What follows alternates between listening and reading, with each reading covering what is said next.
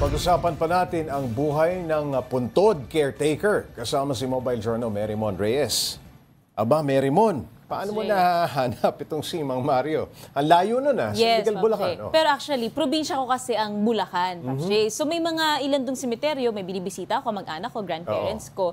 So marami akong naobserbahan talaga na nagbabantay, nag-aalaga. Makikita mo, kahit hindi undas, may nagpupunas, may nagwawalis dyan. So yung curiosity na, ano kaya yung buhay nitong mga nangangalaga sa mga puntod? Kaya nagtanong-tanong tayo, nakilala rin natin itong si Mang Mario, and eto na siya ngayon, kinikwento yung istorya niya. 300 pesos kada buwan ang ibinabayad kay Mang Mario. Paano ang terms of payment para sa kanila? Isang bagsak ba yan sa buong taon or buwan-buwan? Depende siya, Pops J, sa kliyente kasi parang ang pinakakontrata rin nila dun, tiwala na rin. So yung iba, per month ang bayad sa kanya. Yung iba, ina-advance. 1 year, 12 months, so 300, isang bagsakan, bayaran na yun agad. Tapos syempre, pagka naaabutan, nandun din sa nag-aalaga sa puntod, tapos dumating yung mga kamag-anak nun, syempre minsan, mag-aabot, pagkain, ganun siya. Tiwala rin yung kontrata nila doon.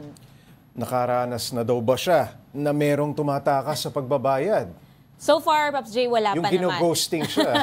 Gino-ghosting, Pops J. So far, buti naman wala pa. Kasi sa 2 decades niya na ginagawa itong trabahong to, okay naman daw. Kasi matagal niya nang ginagawa ito. Tagal na, Pops J. 50 years old siya, 53. Tapos ngayon, 2 decades na, so 73 years old na siya. Ganun katagal. So, wala na ngayong issue sa tiwala na, hindi nagbayad.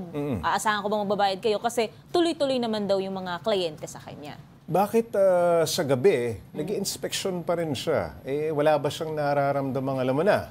So far, Pops J, itong si Mang Mario. Nung kamusta sa experience mo? Yun, nung naglakad tayo, syempre malamig ang simoy ng hangin, plus madilim kasi wala ngang kuryente. So, kailangan tatagan lang yung loob. Ang ginagawa kasi dyan ni Mang Mario tuwing gabi, routine inspection yan. Kasi syempre, hindi mo masasabi, baka nga daw, number 1, may nakalimutan siyang ikandado, isara ng mga pansyon. Number 2, baka may mga masasamang loob na buhay.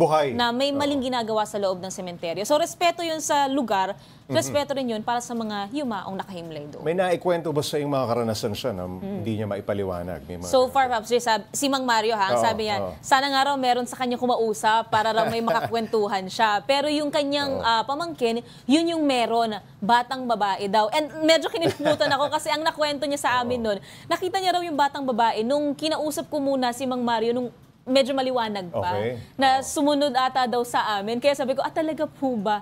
So, yun yung isa sa pinaka-recent na nakwento niya. So, pero so far, okay naman tayo, Pops. Sure, marami pa siyang mga kwento dyan. Okay. Sa loob sila ng sementeryo, nakatira. Paano na sana yung kanyang pamilya?